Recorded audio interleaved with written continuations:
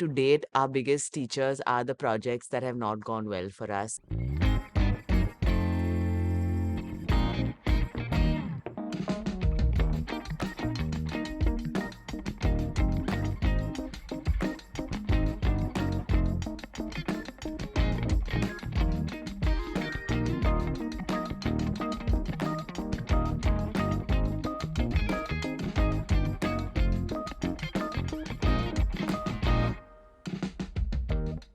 Life has a funny way of leading us to places we didn't even know we were meant to be.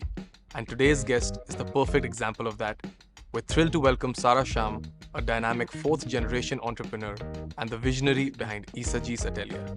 Sarah's story is a testament to how one can accidentally stumble into a career they now love and transform it into something extraordinary. A social media queen and a champion of community building, her refreshing honesty and creativity have redefined what it means to follow your passion. I can't wait to dive into her inspiring journey. Let's get started. Good morning, Sarah, Morning. and good morning to Choco. Yes, Choco's having a very good morning indeed. No, I'm glad. I'm glad he's joined us on this couch. She's joined us on this couch, and she's comfortable now with us. Yes, absolutely. Great. I am honored to be sitting with you over here, and I think this conversation is going to be interesting because I think there are some similarities between us, Okay. which are born into a business family, Yes. but went abroad to study, Yes. came back and worked with parents. Yes. So I remember this conversation which we were having in your previous studio. It was a brief conversation, but I remember you asking me that, okay, now you've joined business, Ishan. It's been 1 year. How are you feeling? And I told you that, yeah, my philosophies are a little different, my ideologies are a little different, but it's easier for me because we are three. So I just have to kind of nudge one. Yeah. Ki mom be on my side and we'll convince dad, or versus dad be on my side and we'll convince mom. Yeah. But when you came to a business which was over a centuries old, how was it for you when you were kind of coming with new philosophies after studying in America to your father who was running the business that time? I think the problem was not the business or my father, but maybe more me and my perceptions. I think I wanted everything to go at like a million miles an hour. And I think my dad was Mm, much used to things having a certain system and process, which I was not wanting to follow. mm, And I think a lot of the clashes also came because he's very creative and he gets to his process when he gets to it. And mm, I'm very, very structured. I need everything to mm, be mm, done in a very particular order.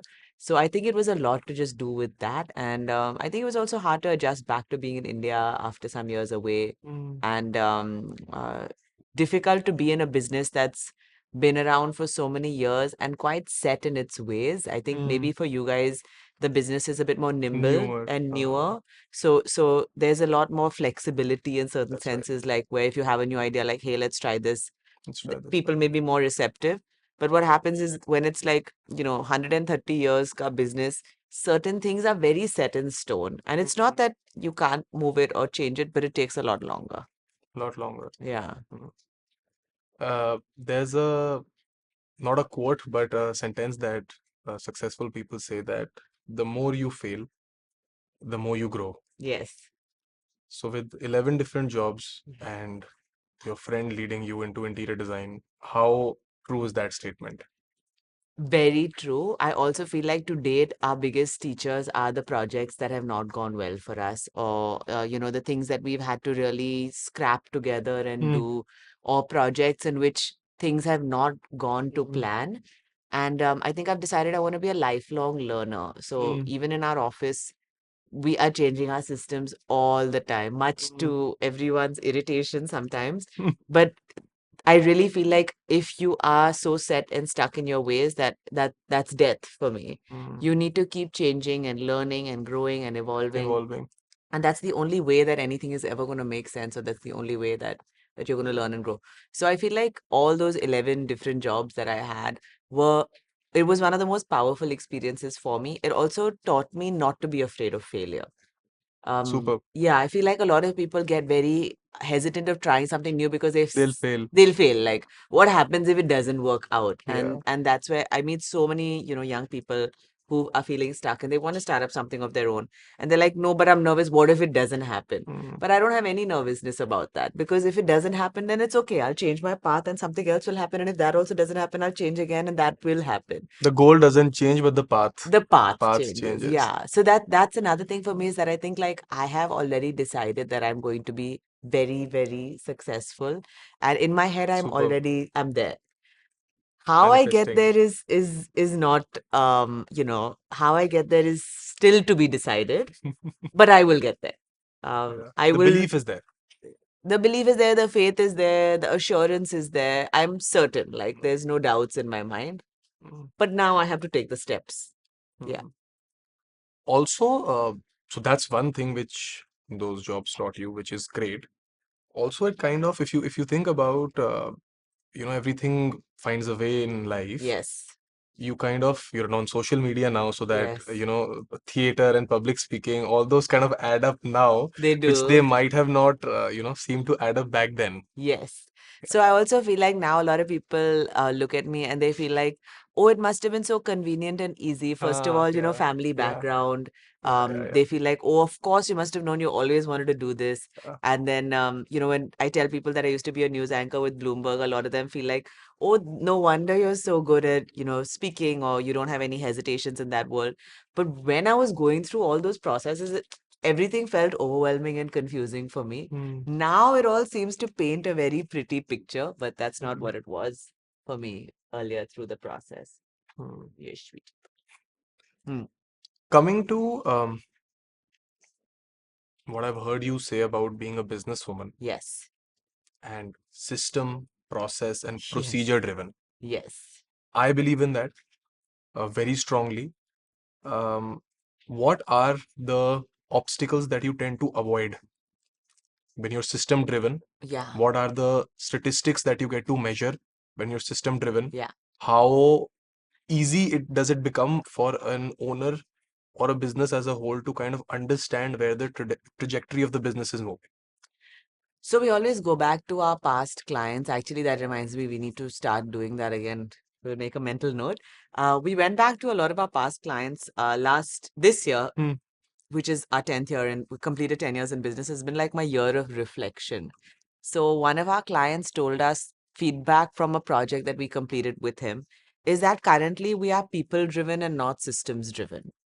Okay. Yeah, Okay. and being people driven is very difficult, because tomorrow if someone calls in sick, or you have an employee that decides to switch careers, or move out of your current system, everything cannot be hinged on that person delivering.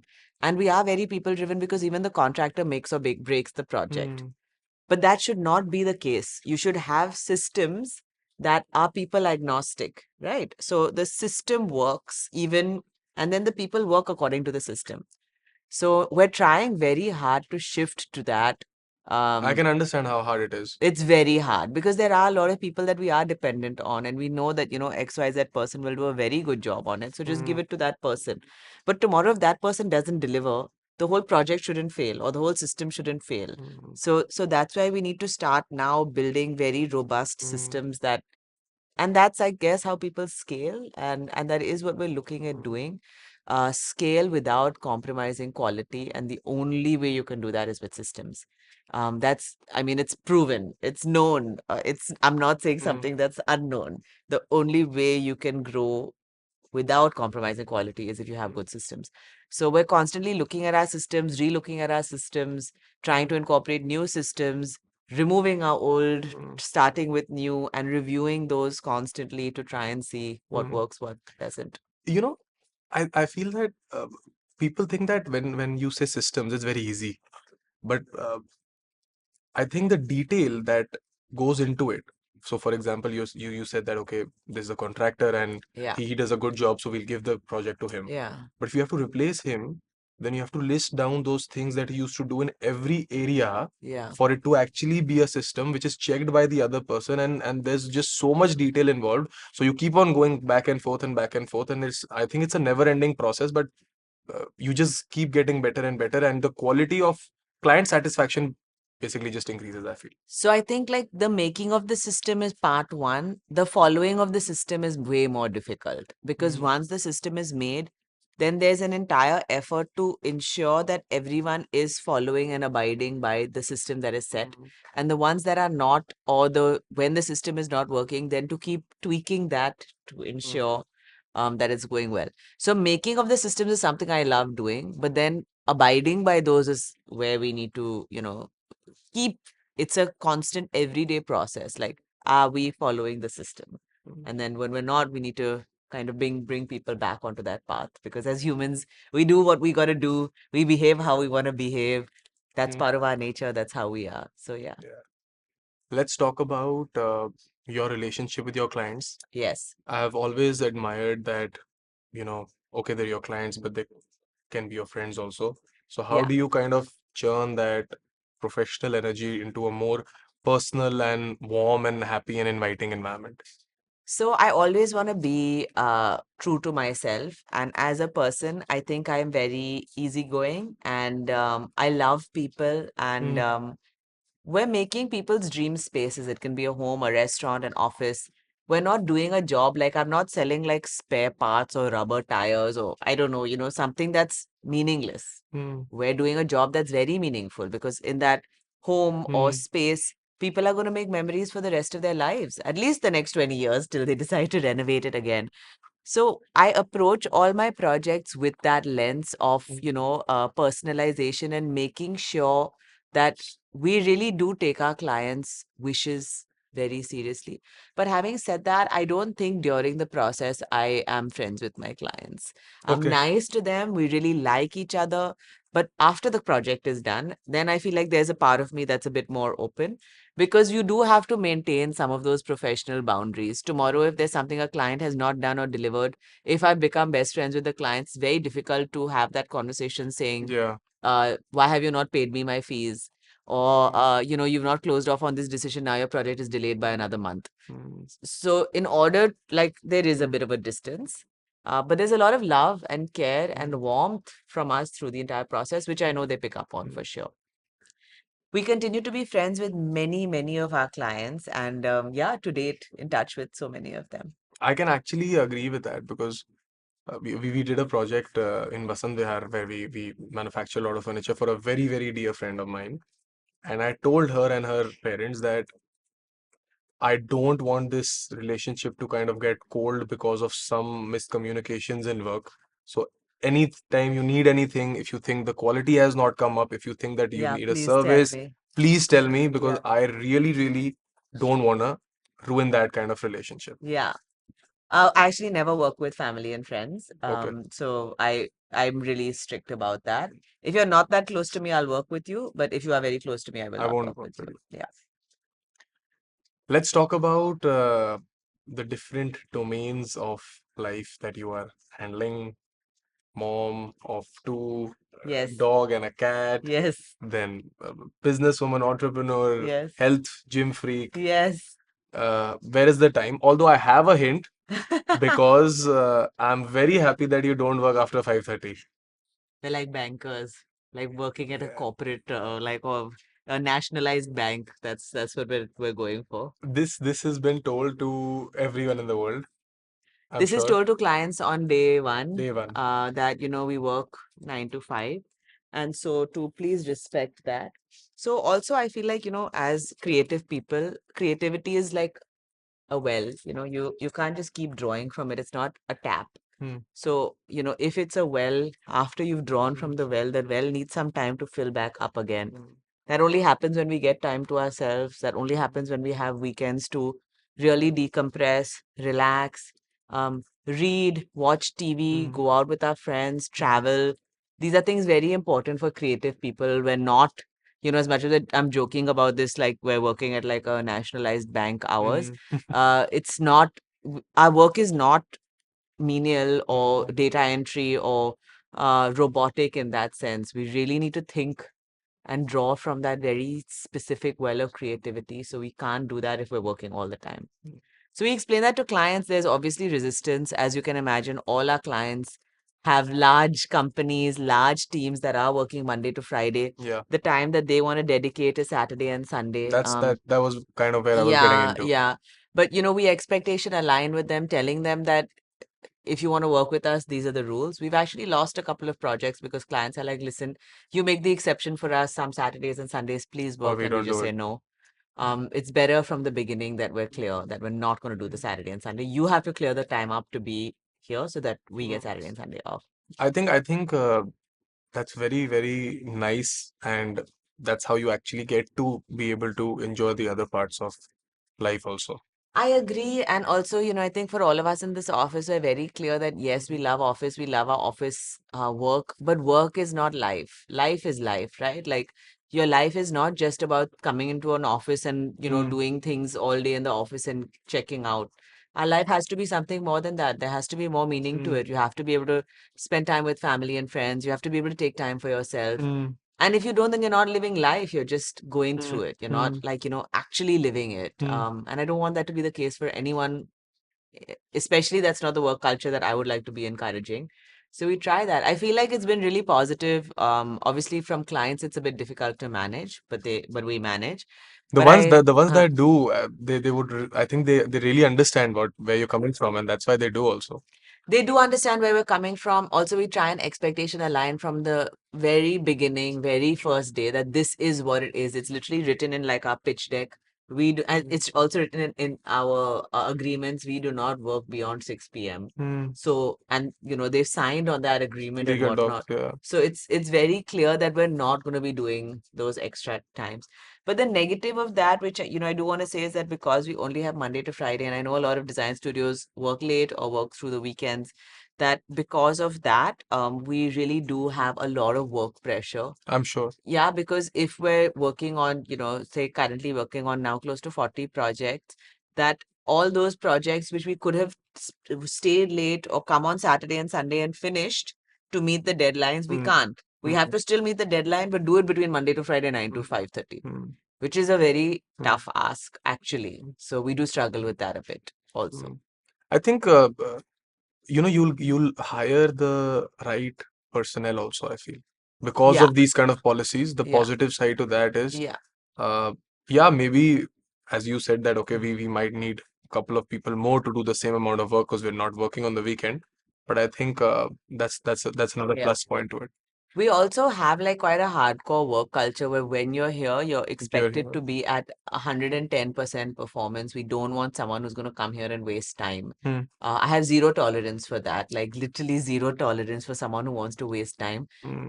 Also, because I am respectful of your time and you are Be working, respectful of my you time. have to be respectful of my time. The times that, I have you here, Hmm. which is limited hours of the week to work, you have to be at full capacity. You can't come here and be faffing around and, looking here, there, everywhere. Then that doesn't work for anyone, right? Yeah. And I know from a lot of people who've worked Saturdays and Sundays and worked late in the past, like people who would stay in their offices till midnight and whatnot. Um, the productivity was so low because Hmm, the hours were long, but the productivity was low. So I want to try and flip that and have hmm, short hours, but super high productivity. Then you clock out, you're done. hmm. Yeah. Works for some, doesn't work Yeah. for others, but it is what it It is. is what it is. Yeah. You've also said that being a young mom, you kind of have felt guilty of maybe not Yes. spending time, but Yes. with this kind of culture, I think you must have crossed that phase now, no? I do. So, I think my priority is definitely my kids. I'm never gonna get this time back ever. So, like today, for instance, we have a meeting in the evening with Mm, a very high profile client of ours. And the one of my team leads and designers is going to meet him, and he called me in the morning saying, Sarah, please will you come? So I said, I have other commitments. And he says, it seems like you're busier than I am. And I said, I'll tell you what that commitment is. I would like to take my daughter to dinner because she's really missing me. He backed off instantly. He said, got it. No problem. See you another time. So I think even my clients get it. They understand that I'm very, very clear that mm, my greatest joy is being a mom. I really love my work. I'm very happy with my job. I love my office. But my greatest joy is being a mom. I want to make sure I'm around for my kids. If I'm not, I have failed. mm, Whatever I'm building is for my kids. Obviously, for me as well. It's not just for my kids. I love it. I enjoy it.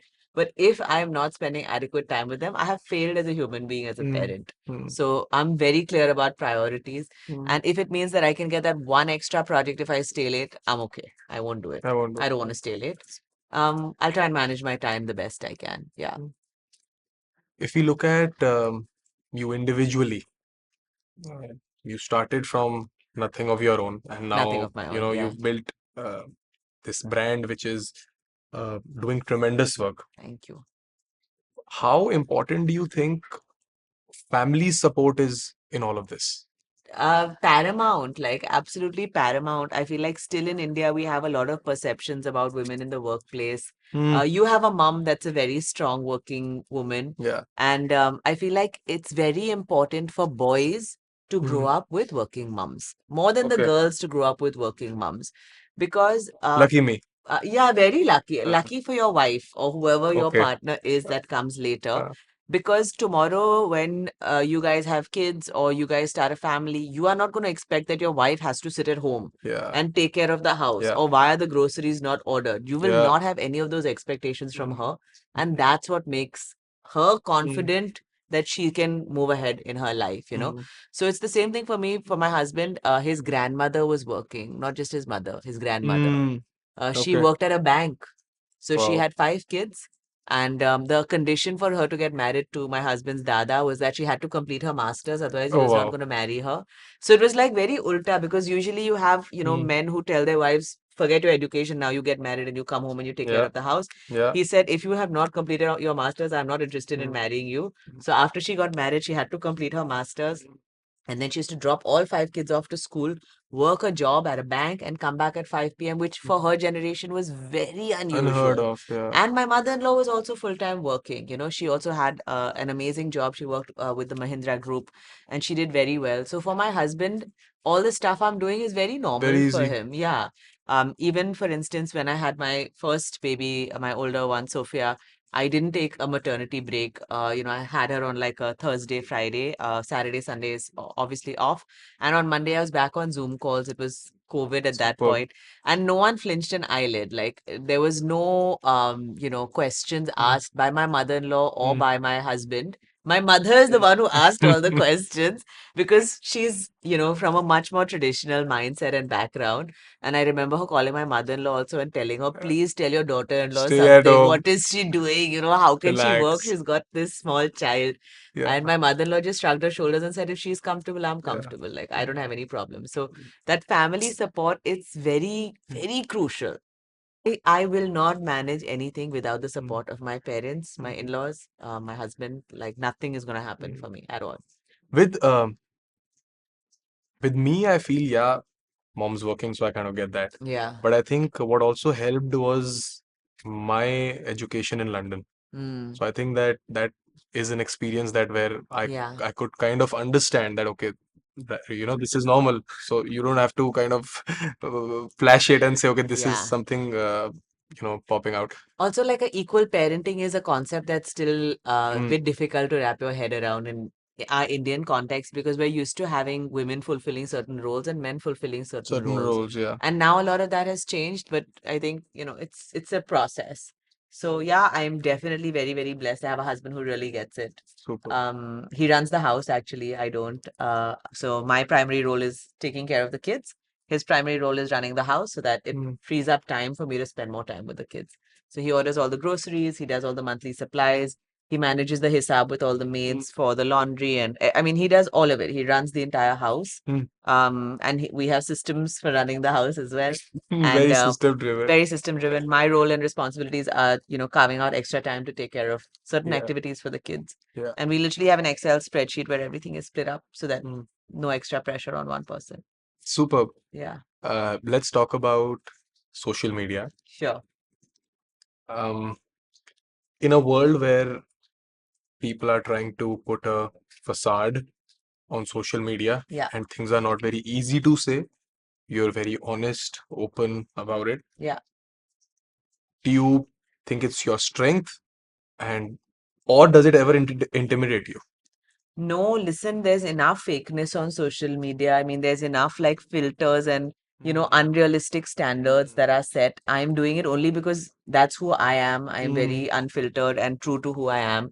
I can't pretend to be something else. So I'm Mm. not doing it for anybody else. I'm just doing it because I don't know any other version of what to do. Mm. And I started out with being honest, and I feel like that's why people have really connected with me, because there Mm. is no facade. And if someone were to ask me anything, honestly, I would answer exactly as it is.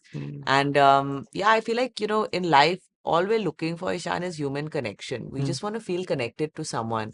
And imagine being on social media where everything is just so fake. It's like, oh my God, look at my beautiful holiday. Look at my Birkin bag. Look at this. Look at that. Like it's also materialistic and fake. Look at Yeah. my perfect marriage with my perfect children. Look at how I've snapped back into my pre-baby body within 24 hours of delivering my child and all. It's very difficult. Yeah, then you start comparing yourself to others. You start feeling like, why do I not have that lifestyle? Why do I not have that body? Why do I not have that Which is money? actually not real. So you're right. Yeah, It's yeah, just that it's you're not being confused real. into. Yeah, and then like, you do keep comparing yourself. It's such a negative thing to be doing because all you're doing is consuming content about things that are unrealistic. And then, where does that leave you? You feel mentally drained. I don't want to ever contribute to that for someone else. I'd rather be honest and real. Yeah. I feel like one of the sweetest things, like one of the sweetest comments that I get, if something goes right for us, or rather when something goes right for us, is a lot of people will comment saying like this win feels personal. And I really love that because I feel like so many people have been part of our journey right Journey. from the Yeah. beginning.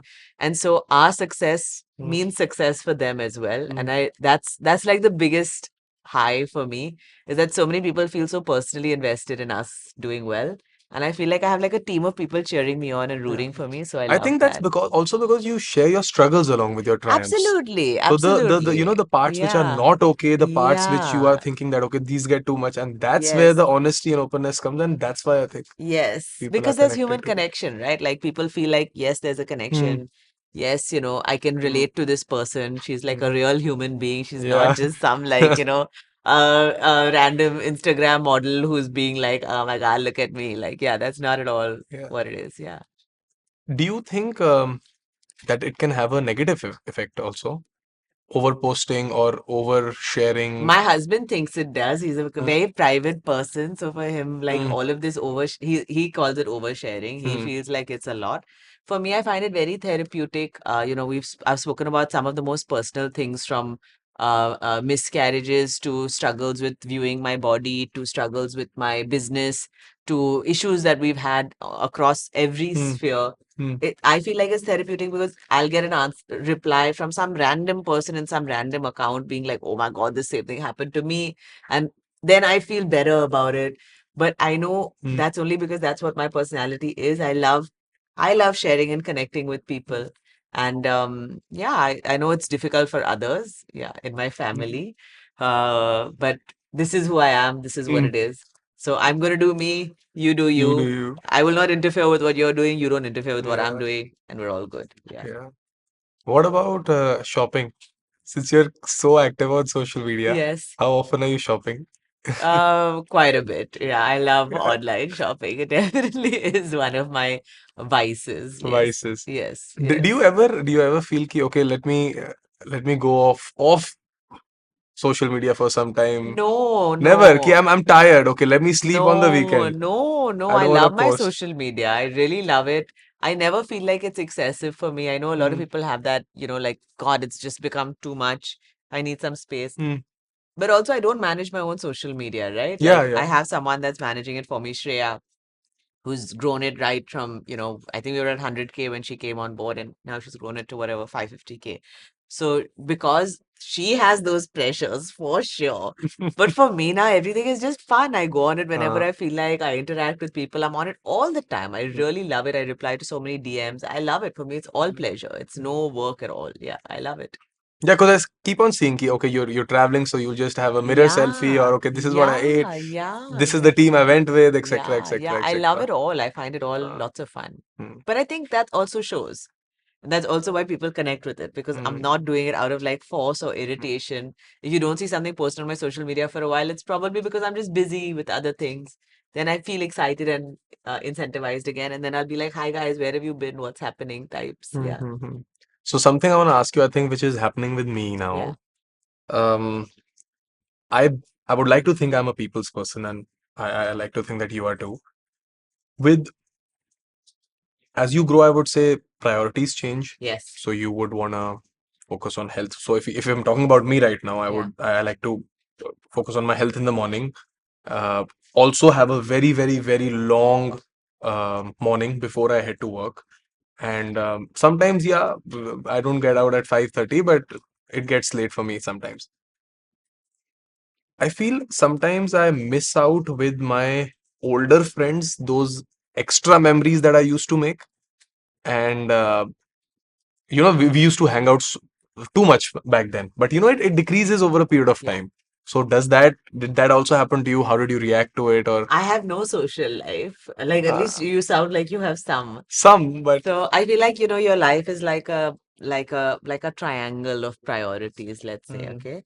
So you can choose family, work, mm, health and fitness, and then there's friends and socializing, okay? You can't have all four. You have to pick three.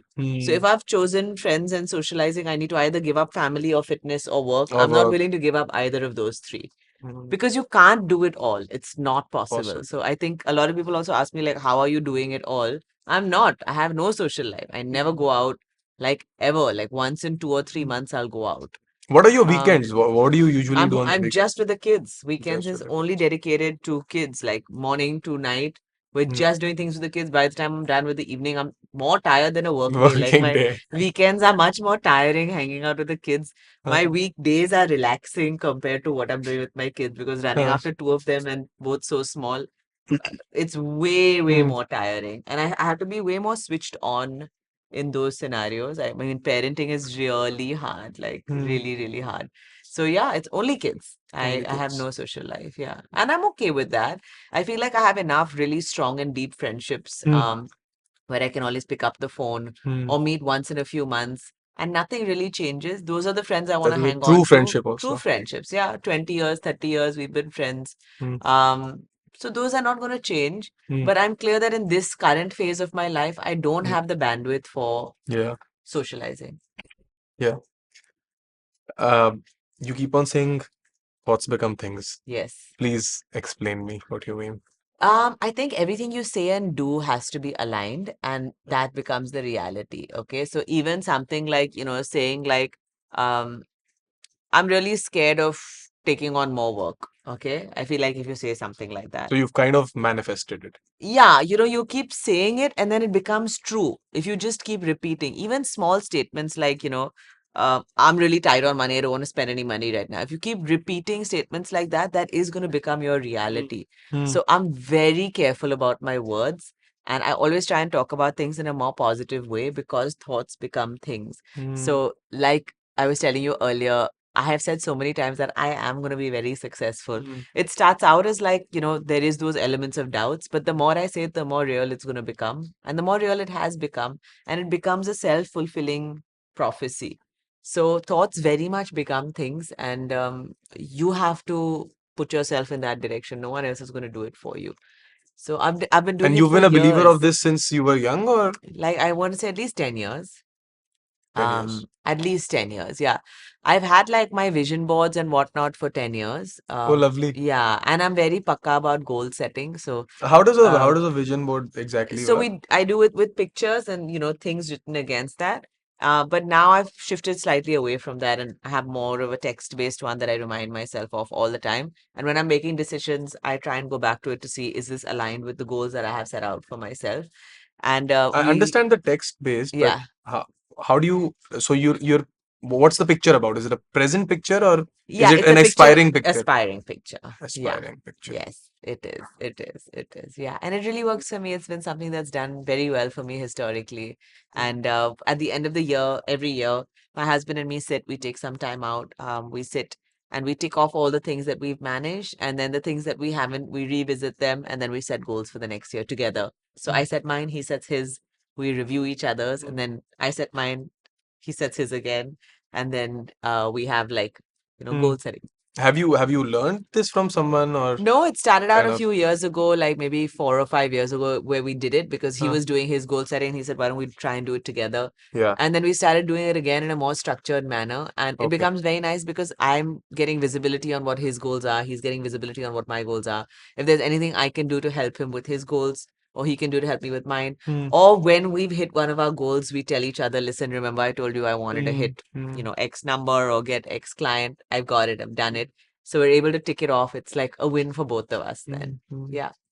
I just kind of got this new question in my head that when you were telling me about these goals of your goals and his goals, how do you think does conversational power have to be really high with your partner if you are in different jobs? Or Um, how do you make your goals align with your partners, even if they're okay, not exactly the same, but yeah. they should be in a similar vision Yeah. for you guys to grow together. But because I think otherwise one will grow further and one will get Go in left another, behind yeah. or go in Uh, another direction. did Yes, I? go in Yeah. another direction. But I think like that's the beauty of our relationship is that we're very happy to both go in different directions. Okay. And we stay together. But uh, he has his path and I have my path. We don't want to walk the same path together ever. I have my way, he has his this way, way. and we will stay together. We will stay connected. And I think our strength is in our differences. Our strength is in he has totally different interests, totally different lifestyle, totally different things. And like they say, opposites attract. Our core value systems remain the same. Yeah, yeah. So we're really aligned on the Mm, big picture things. mm. But otherwise, we're totally Different opposite people. and totally different. And that's worked so, so well for me. And I like Mm, that. I don't want to, I can't, first of all, I can't do so much together with one mm, person. I need my own space. So mm. we're good. Like, yeah, I think the space in the marriage is what really helps us both be Mm. individual, focus on the things that make sense to us. And then, of course, we keep coming together. Yeah. Does he relate to your work issues and He's all my this? first call for all my work issues. He's like the silent partner at Partner. Isaji's Atelier because all work, HR, strategy, all questions are always Yeah. immediately the phone is picked up. Listen, I Uh, have this scenario happening. What should I do? I really respect and value his advice, and I know it's yeah. the same for him as well. As Yeah. soon as he's stuck on something, he picks up the phone and tells me, Yeah. "What should I do?" And we Mm. listen to each other's solutions. So it's like a proper partnership, like Mm-hmm. life, Mm. business, kids. It's like Superb. proper. Yeah, yeah, yeah. In your journey of work and life, because you've dealt with so many different areas now, uh, any three lessons that impacted you the most? Yeah. I think we've gone through lots of like financial ups and downs. Mm. Big So lesson. that's a very big lesson. I think I've learned a lot of good values around money, which is like, money is not the goal, happiness is the goal. Money is a means to get to that goal. But I think, I've learned to have a more healthy relationship with money. Mm. I've realized a lot of people have very strange relationships with Mm. money. Mm. And I've seen that around. So I think that's definitely one big life lesson Mm. that I've learned is my relationship with money. Um, I also feel like just prioritizing things or just making a list of priorities is something that's been another life lesson for me. Is if I'm like, so if I've set my priorities that I want to be famous, for example, Mm. my behavior should be totally different in order to get to that goal. Mm. But if my priority is to build a business or to build legacy, then everything I do has to be aligned with that. Mm. So just to be aligned in goals and then thoughts and then actions. So that alignment is another life lesson. And And is it possible to yeah. get this kind of alignment early in your stage? No, I've Or, done lots of so, introspection. Yeah. And so I guess that the third life lesson for me was to be a lifelong learner yeah. and to always learn and grow. I'm Evolve and never, change. yeah, I'm Change is a never big right word. and perfect. I never think that. I Yeah. always think I'm a work in process, progress, and I will always learn. And my goal is I want to learn a new thing every day. There's so many people that teach me things. Like, I am not the teacher, I'm always the student. I Mm. want to learn. I want to Learn. learn. I want to absorb. I want to grow. I want to be better. And stay true to myself Mm. while I'm doing that. Yeah, and I mean, a bonus lesson is that I never think I'm better than. Mm. I think we're all trying our best in our own ways, and everyone has something to teach you. So to be respectful of that. Yeah. No, I agree with this. Change is something that I'm constantly also kind of understanding that okay, if you're resistant to change, you will kind of not be happy and you'll be You'll be sad and you'll be stagnant. Yeah. sad and you'll be Yeah. stuck. You'll be you'll stuck. be stuck. And I think that's where judgment also Yeah. comes a lot. So if you're Yeah. willing to accept others' opinion, you're willing to accept evolution, you're willing to accept change. I think that works. Yeah. That's something that I've understood. So I can actually be on the same Yeah, I used to frequency be on very that. resistant to change and very stuck in my ways. So it's taken a lot of unlearning for me to try and Do become a that, bit more yeah. fluid and open. Super. Thanks. And we have finished our Awesome. serious round. Okay, now the We fun have part. a quick, small, fun game planned, Sure, absolutely. which Let's is do it. a word association game. Okay, So we gotta be fast. sure. The only rule is that you gotta say the first thing that comes. It could be we actually thought about a word, but it can be a phrase or a quote that you Cool. would wanna go ahead with. So design, Love. balance, Difficult. Instagram, Fun. colors, Dynamic. motherhood, Fulfilling. drama, Stay away. travel, Mind opening. home, My husband. dream, Um, Optimism. coffee, Life. weekend, Relaxation. leadership, Work in progress. Bombay, Beautiful. mornings, Bright. comfort food, Biryani. style, Elegance. Sarah. Ever changing. Superb. And we're done. Thank you. Thank Awesome. you so Thank you much. so much. Thank you very much. I had a We're all set. beautiful, beautiful, beautiful time. Thank you, Ishan. It was lots of fun. Superb. The one for Thank you. you. Awesome. It's Wow, it's a really cool. lady It looks like a lady, and yeah. with the